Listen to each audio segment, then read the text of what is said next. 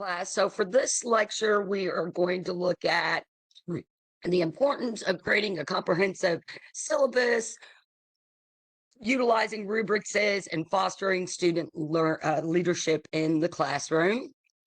So let me go get our PowerPoint here.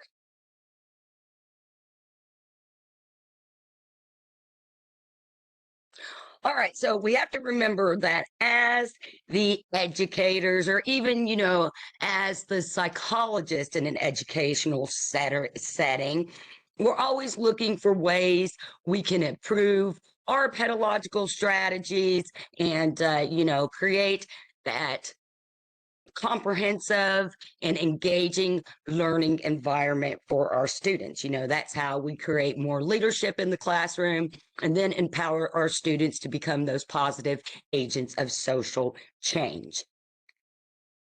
All right, so comprehensive syllabus, we have to look at our syllabus as a guide or as the roadmap, really, and to what is expected in class, what those goals, objectives are, and, it helps enable our students to understand what is expected of them.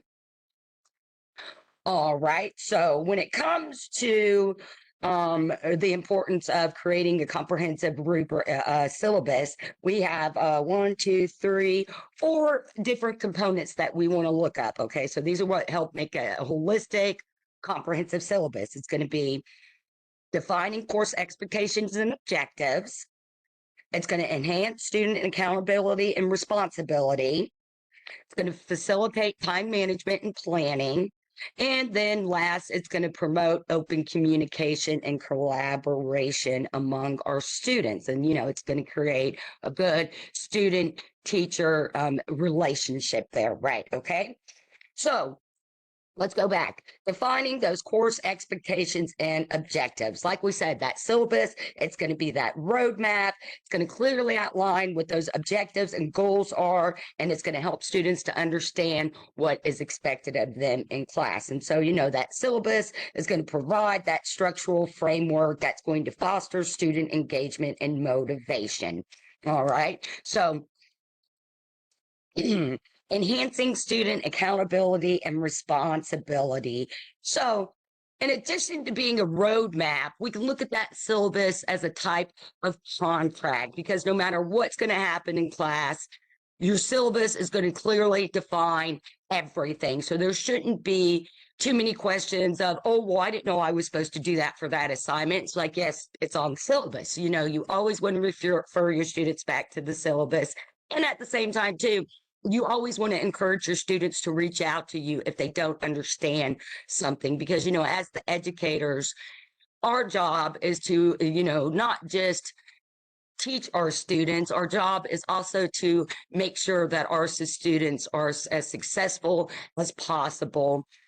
And I like to think of that as not just in terms of the classes students take with me. I want to help provide my students with tools and resources that will help them be successful in all of their educational endeavors, right? And so when we so we always want to refer them back to the syllabus. We want to make sure that it has everything about class listed in there, right? And so when we also include rubrics, that is another type of guidance for students so that they understand what is expected of them on assignments, right? So that Mini-Rubrics, it's going to be that's where we have that transparency and consistency with our assessment criteria. And then, that is what's going to allow our students to be more accountable and responsible for the work that they are turning in. Okay. Now, a comprehensive syllabus is also going to facilitate time management and planning. So, when our syllabus, we want to make sure it's well organized. So then that gives students a clear timeline for assignments, important dates, promoting effective time management skills, and all those things that are just going to help them be more successful. And, it also helps students plan ahead, allocate their adequate time and help them do the research that they need to get their assignments done in class, and hopefully reduce the stress of those assignments, especially when we first start a class. Everybody always is a little overwhelmed at the beginning of class because you like with us, we have an 8-week class. And at the beginning you go and you look through everything and you're like, oh my god, how are we going to get through all of this? That's why we want to make sure that our syllabus is comprehensive. I would also say, in addition to that, if you're online or if you're in person, announcements, reminding students of timelines, due dates, things like that are always good practice. All right. And so that then leads us to our last point about promoting open communication and collaboration. So that syllabus is our main communication tool. All right. And that's what helps us as the teacher and our students create more of a collaborative learning environment. And so when you have the rubrics attached to that, that's when you clearly, you have those expectations clarified and you're providing feedback more effectively. And then that's just going to foster open dialogue and mutual understanding between you and your students, or among you and your students. And, always encourage your students to ask questions. There's never such a thing as a stupid question, even though we know sometimes there are. But, as educators, all questions are valuable because it's an opportunity for everybody to learn. And so, some students are going to be shy. We'll talk about this in just a minute. And, not want to ask a question, and then you're going to have those other students that will ask the question, and then you get the opening up and everybody's like, oh yeah, kind of have that question too. And so always encourage your students to reach out to you. All right, so once again, to wrap it up about our comprehensive syllabus, we want to have those course objectives, expectations clearly outlined. We want to include those rubrics so that students understand how they will be evaluated. And then we want to encourage leadership by providing opportunities to take for students to take ownership of their learning. All right. So when it comes to promoting leadership in the classroom, sometimes this can be a little tricky because we'll just break it down into our two main personality groups, right? We have extroverts and introverts. And I find the challenge is with the introverts. When I always say, when you come to my class, be it in person or online, everybody has to contribute, contribute in some ways. And those guys of you that are a little more introverted, a little more shy about participating, try.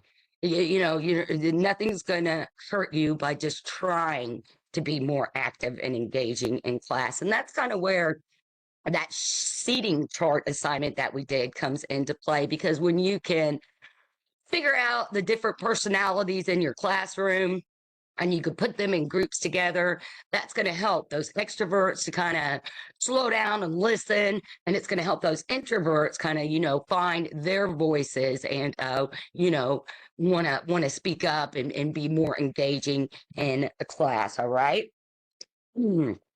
So one way that we can promote student leadership skills is by encouraging student leadership through or by nurturing autonomy, responsibility, and problem-solving abilities. So when we have opportunities in class for students to engage in decision-making process, they become more invested and motivated in their own learning, all right?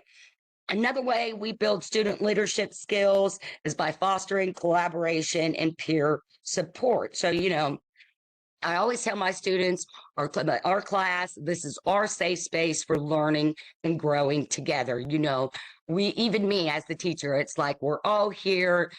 This is a fresh new class. It's a new start for all of it. So we're all learning the information together, right? And so, when you keep that positive and open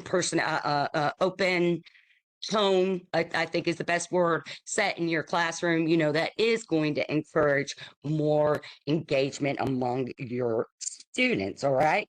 And then by, fostering that sense of community, encouraging more collaboration among your students, that's how your students are going to develop those active listening skills, empathy for others, and they're able to provide constructive feedback to their peers. And I have found that that's a good way to help your students be successful too, when you can do assignments that maybe they're assessing each other, or you do something like, if they have a paper and you could somehow get everybody to share their paper with each other to get that peer feedback, that really helps. That does go a long way. Of course, our students are always going to look to us as the leaders, but the more we can help them do team work type activities, the more successful they are going to be. And so what does that do?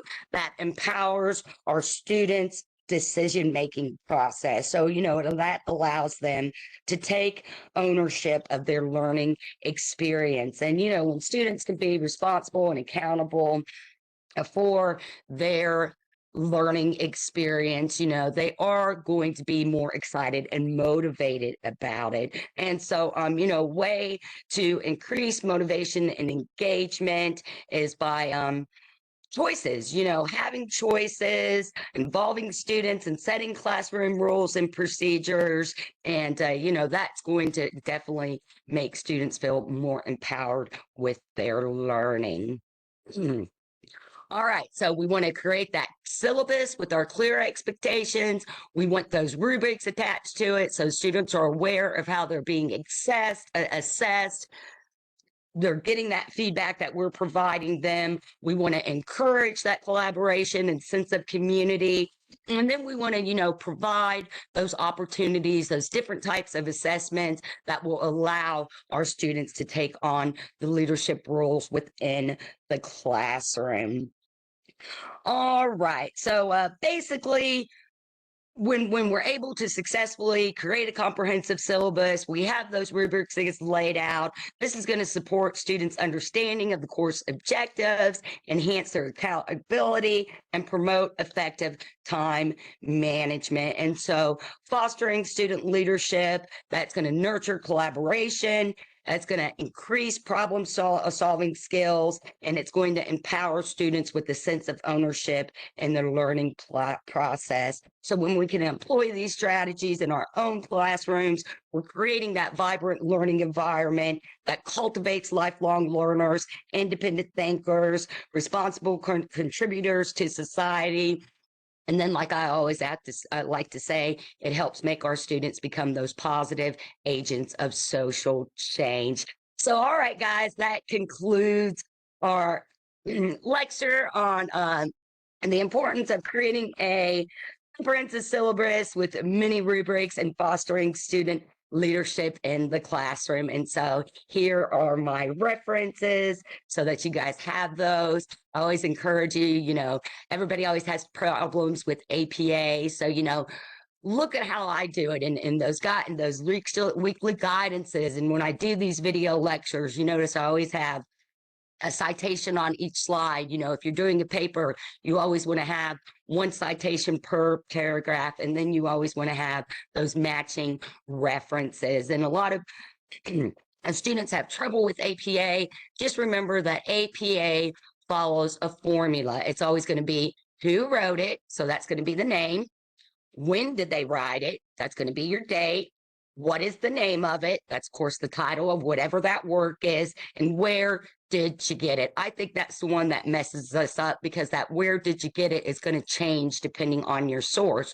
So you see here, I have all actually hard copy journal articles. So, so that's going to be set up a little different than, say, if you have a book. If you have a book, you're going to put the publisher at the end. If you have an online source, you're going to put that URL link at the end. So, it's just, where did you get it? Don't let that trip you up because of those different, elements you have to do as far as that is concerned, because it's always going to follow that specific formula. And then when it comes to those citations, you guys notice I always at the end of my paragraph, because I'm writing, I'm doing my research, I'm writing everything out in my own words, and so I'm just simply acknowledging those resources that I have researched. That's really what APA is. It's just kind of a nod to the people that have done the work and compiled this information for us,